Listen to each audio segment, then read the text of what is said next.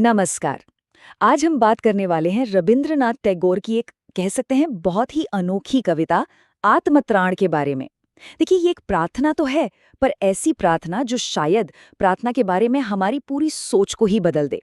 तो चलिए इसी में थोड़ा और गहरा उतरते हैं। और देखिए, कविता की शुरुआत ही होती है इस लाइन से। सोचिए जरा, एक ऐसी लाइन जो हमें एकदम से रोक कर सोचने पर मजबूर कर देती है। मतलब, कौन करता है ऐसी प्रार्थना जिसमें बचाने की गुहार ही ना हो? अजीब है ना? तो ये जो अद्भुत रचना है, ये है गुरुदेव रवींद्रनाथ टैगोर की। और इसका जो बहुत ही खूबसूरत हिंदी अनुवाद हम पढ़ते हैं, वो किया है आचार्य हजारी प्रसाद द्विवेदी जी ने। अब जाहिर सी बात है, जब साहित्य के ऐसे दो दिग्गज एक साथ जुड़ जाएं, तो फिर उस रचना की गहराई का अंदाजा लगाया ही जा सकता है।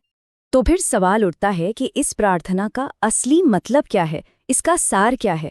चलिए सबसे पहले इसी को समझने की कोशिश करते हैं कि आखिर ये प्रार्थना इतनी अलग है क्यों। देखिए, सबसे पहली और सबसे जरूरी बात, कवि भगवान से ये नहीं कह रहे कि भाई मेरी जिंदगी से सारी मुश्किलें सारे दुख हटा दो। नहीं, ये मुश्किलों से भागने का रास्ता नहीं है, बल्कि इसके ठीक उलट, कवि क्या मांग रहे हैं? वो मांग रहे हैं शक्ति। इतनी शक्ति कि वो हर दुख, हर तकलीफ का सामना कर सकें, उसे सह सकें। और बात सिर्फ सहने तक ही नहीं रुकती, कवि को आत्मविश्वास भी चाहिए। ऐसा आत्मविश्वास जिससे वो हर मुश्किल पर जीत हासिल कर सकें।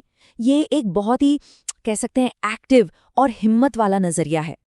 और फिर आती है इस प्रार्थना की सबसे ऊंची मांग, निर्भयता।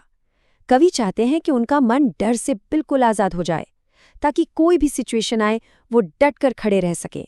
और असल में यही तो इस कविता का मूल मंत्र है ना?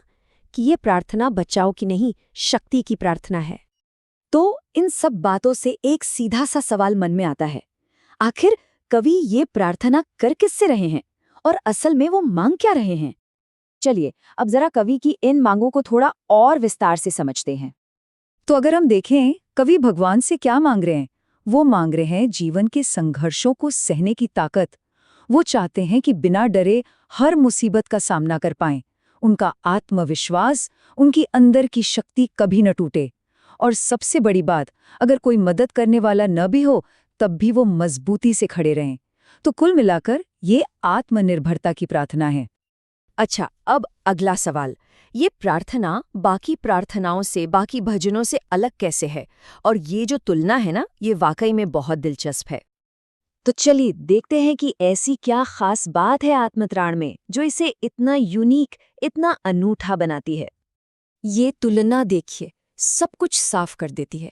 एक तरफ है आम प्रार्थनाएं, जिनमें लोग क्या मांगते हैं? दुनिया के सुख या कि हमारी मुश्किलें दूर हो जाएं। मतलब सारा फोकस बाहरी मदद पर होता है। लेकिन दूसरी तरफ है आत्मत्राण। यहाँ क्या मांगा जा रहा है? हिम्मत, ताकि किसी भी हालात का सामना कर सके। शक्ति, ताकि समस्याओं पर जीत हासिल हो। और फोकस किस पर है?